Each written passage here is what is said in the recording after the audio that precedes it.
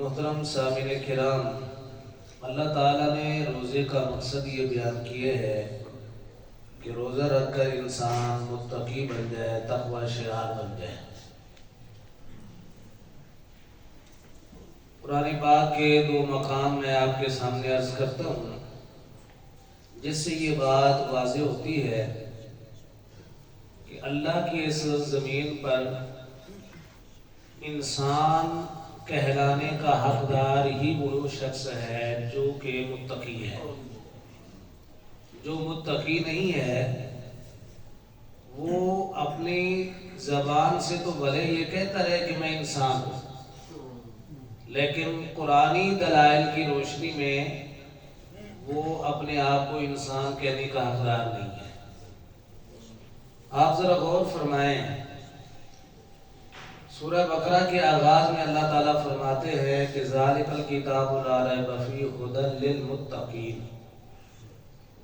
یہ کتاب جو شک و شبہ سے پاک اور مبرہ ہے، یہ متقی لوگوں کے لیے ہدایت ہے۔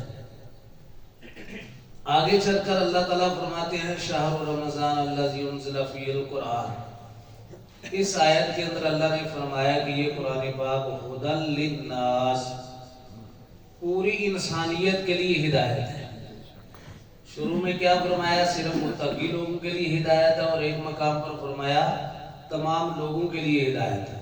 القرآن یفسر بعضہ بعض کے تحت معنی یہ واضح ہوا کہ اللہ تعالیٰ یہ فرمانا چاہتے ہیں کہ قرآن ہدایت تو تمام لوگوں کے لیے ہے، لیکن ان تمام لوگوں سے مراد ناس، چونکہ انسان کی جمع ہے، تو فرمایا کہ یہ انسانوں کے لیے ہدایت تو ہے، لیکن کون سے انسان؟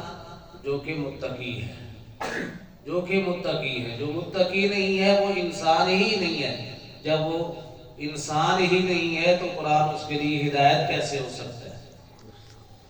تو روزے کا جو مقصد ہے وہ بھی اپنے آپ کو متقی بنانا ہے، اور متقی بننے کا متبادل فی الذہن جو معنی آتا ہے تقوی کا، وہ کیا ہے؟ اللہ سے ڈرنا، اللہ تعالیٰ سے ڈرنا۔ جو شخص اپنی زبان سے یہ کہتا ہے کہ میں اللہ سے ڈرتا ہوں، انی اخاف اللہ، تو اس کا تقاضا یہ ہے کہ ایسا شخص جو اپنی زبان سے یہ دعویٰ رکھتا ہے وہ کبھی بھی اقدام جرم نہیں کرتا، وہ کبھی بھی اللہ کی معصیت والا کام نہیں کرتا، نافرمانی والا کام نہیں کرتا۔ آپ قرآن مجید کے اس قصے پر غور کریں، قصہ حابیل و قابیل۔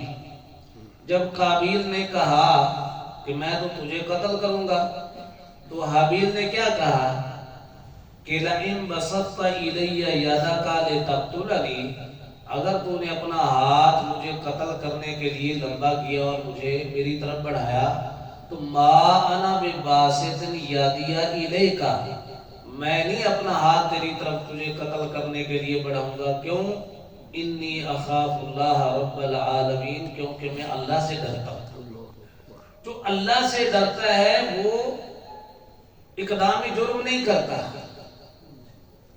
اور ہمارے معاشرے میں یہ ہے عام طور پر کہ روزہ بھی رکھا ہوا ہے، لیکن روزے کے جو تقاضے ہیں وہ بھی پورے نہیں کیے جا رہے۔ اللہ کے نبی نے فرمایا کہ اذا کان یوم صوم احدکم فلا یرفث ولا یفسق، روزے کی حالت میں چاہیے کہ کوئی بھی بندہ فسق و فجور کا ارتکاب نہ کرے۔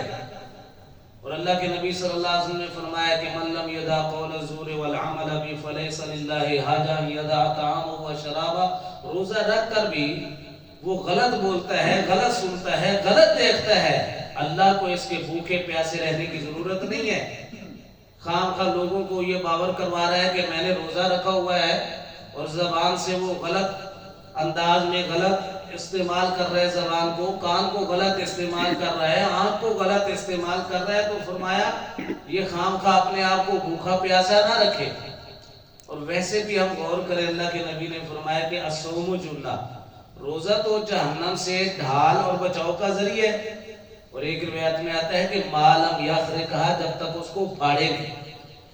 اگر دشمن کے تیر سے بچنے کے لیے جو ڈھال آپ اپنے سامنے لا رہے ہیں اس کے اندر شگاف ہو، سوراخ ہو، تو امکان ہے نا کہ اس کا تیر اس شگاف سے گزر کر آپ کو زخمی کر سکتا ہے، آپ کو کوئی نہ کوئی تکلیف دے سکتا ہے۔